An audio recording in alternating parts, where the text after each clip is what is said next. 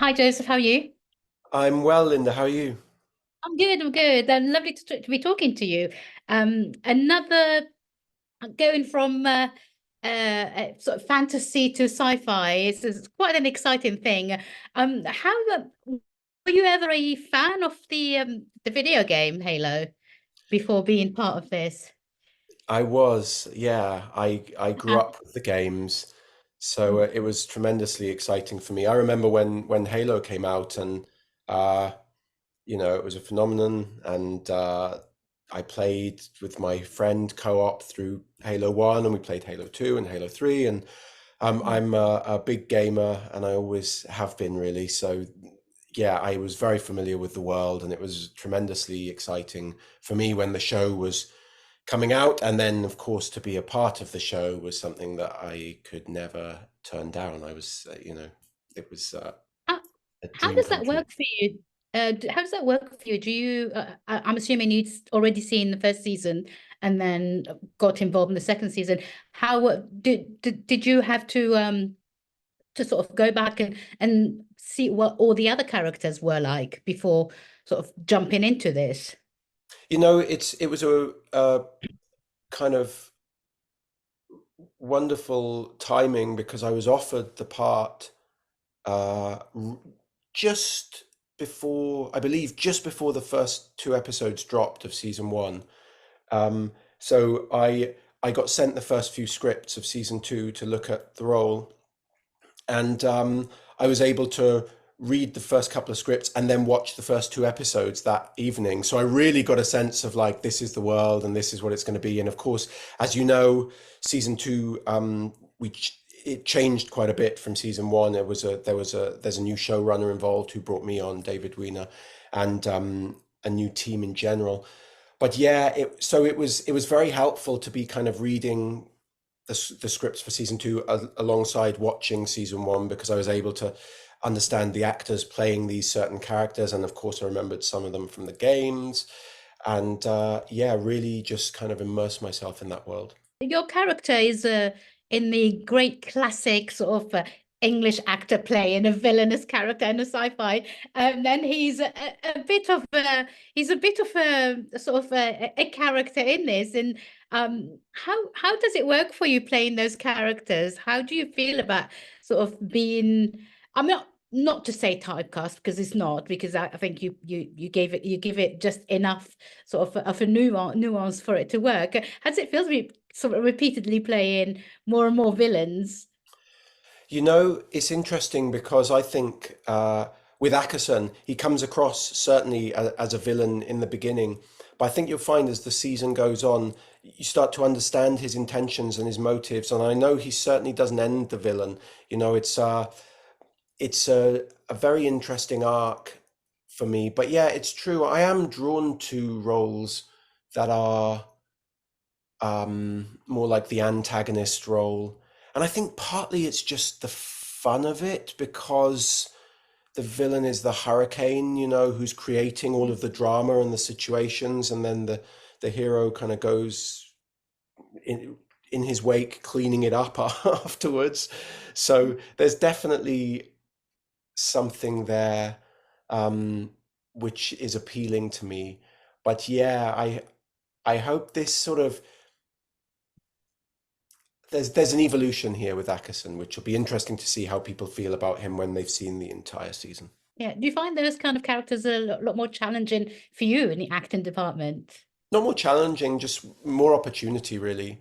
More Mm. opportunity for uh, expression of emotion, and also because, like, I do take it as a kind of personal challenge when I look at a character like this to make them relatable, and to make them like, by the end of the season, I want to bring the audience on board, so they're like, even if they don't agree with the choices he's making, they understand them. That's my goal, and that's been my goal with past roles as well. I've thought, I'm gonna do this, but I'm gonna add layers that aren't even there in the writing. And thankfully for me, in the writing of Halo season two, the layers were there, and the vulnerabilities were there, the opportunities were there already, so, for me to play with. So yeah, I'm Mm. excited for it all to unfold. What was the reaction when you told sort of friends and family members that you were going to be part of this? Because I can tell you, every single friend who is into gaming, who I said, "Oh, I'm going to interview someone, a member of Halo season 2," everyone was like, "Oh my God, Halo!" Was it the same thing for you? Yeah, of course. My I grew up playing games, and my brother and my cousins are all avid gamers, and my best friend as well, who's an actor, we played Halo together. So yeah, it's like you save that detail and you savor it, like, oh well, I've got a new job. Oh great, and it's starting soon. Okay, cool. It's a TV job. It's filming in Budapest, and you're just saving it, and you wait, and they go, "What is it?" And you go, "It's Halo." and then just wait for the like, what? So yeah, I have to admit I did take some serious enjoyment in that, because I knew what that franchise meant to them, because it means the same to me. So yeah, it was exciting. Obviously, we know you from like the Vampire Diaries and later on the originals. And what's Mhm. the difference between playing something more like fantasy like and then jumping onto sci-fi? I'm a huge fan of I guess you call them genre projects. So I love fantasy and I love sci-fi, and I always have. I've always read um, almost solely sci-fi and fantasy novels, and played the games, and I'm attracted to that kind of film and television series. So I feel like there's a difference in aesthetics, certainly, but ultimately, what you really want to do, the main mission when you're doing either fantasy or sci-fi, is to ground the characters, to make them relatable, because otherwise you've just got a sort of popcorn story that doesn't drive home any real points. You want real characters in a fantasy setting or in a sci-fi setting. That's what I always think. You need to find those things to anchor the characters so that people will relate to them and root for them. And that's what we've really focused on. That's what drew me to season 2 as well, is because David's writing is so good and so grounded and so real that he completely understands the mission, which is for us to connect with these characters, because then we care about the space battles, and we care about you know, the giant fights, and all of the ins and outs of that, being in part of a huge action series like this. We have to care about the characters. We have to root for them, right? Because then there's stakes. Yeah, do you know what it reminded me of a lot is I don't know if you were ever a fan of Battlestar Galactica. So if Yeah. there are so there is like the sci-fi elements, but there's also the political elements, the sort of more personal elements. Does that feel the same for you? Yeah, absolutely. And there's definitely all of those political, um, storylines in it, the sort of people trying to kind of one up each other, and all the Yeah. underhandedness and the subtext and everything. I loved Battlestar Galactica. Yeah. Uh, yeah, funnily enough, I watched that whole series when I was starting Vampire Diaries. So I was in my hotel Oh, room in Georgia watching Battlestar Galactica. So satisfying my sci-fi craving whilst I was playing fantasy. So yeah, but definitely there's there's all of that space politics in there, yeah. is there a bit of Gaius Baltar in you, do you reckon? I What's the definitely like character? that theatricality that he carries. You have to admire that. I love, I again with acting, I love the idea of grounding a character, but finding those moments of theatricality, and that's why I love Jack Nicholson as an actor, because he's very rooted and grounded and anchored, and you believe him, but boy, he knows how to tear it up. Like he'll go there in a speech in a way that's quite theatrical and quite heightened, but then bring it right back down and ground it, and that's kind of been my goal. What are your hopes for? I mean, obviously you've shot this season. Can you tell us at all whether you will be coming back in season 3 at all? Can you Are you tell me allowed to if say? there is a season 3? I'd be back in a heartbeat if they do season 3. I just loved the cast and I loved the writing, and it's Halo. It's being a part of that world and that legacy. And so yeah, absolutely, I will. I'll be there. You know. Is there something in you that wants to give him an even more of a personal touch? Do you like add some of your own? But obviously, because you're English and you have to sort of there are when a non-English person or an American writer writes, they'll have to use language that you might not be familiar of with. Do you sometimes say, "Oh, an English person would never say that," or someone speaking with an English accent would never use this word? Do you ever have that when you're making these kind of programs?